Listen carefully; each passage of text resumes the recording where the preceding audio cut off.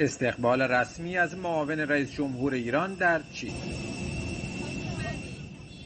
معاون علمی و فناوری رئیس جمهور که برای شرکت در اجلاس علوم و نوآوری کشورهای عضو سازمان همکاری‌های شانگهای و ابتکار کمربندراه به شهر چنگدو در استان سیچوان چین سفر کرده، در بدو ورود با معاون اول نخست وزیر چین دیدار و گفتگو کرد. دیداری با حضور معاون نخست وزیر، وزرا و جمعی از اعضای شورای دولتی چین با هدف رایزنی درباره توسعه روابط و همکاری‌های دوجانبه ایران و چین.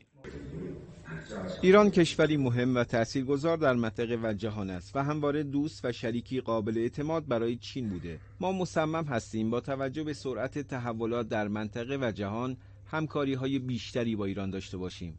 در این دیدار که در حاشیه همایش یک کمربند یک راه برگزار شد، در خصوص افزایش نقش ایران در این ابتکار بحث و تبادل نظر شد.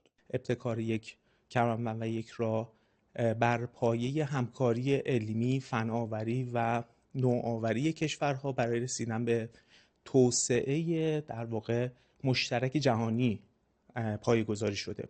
خب این یک نوید خوب را به کشور ما میده، چون که جمهوری اسلامی با همتی که جوانانش داشتن، نخبگانش داشتن، به یک بلوغ خیلی خوبی در زمینه علم و فناوری رسیدن و امیدواریم که بتونیم پیرو این مذاکرات که صورت گرفته یک همکاری دقیق، عملیاتی و ملموس با چین داشته باشیم.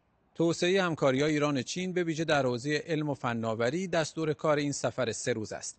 امیر شایان‌مهر، خبرگزاری صدا و سیما، چین، شهر چنگدو.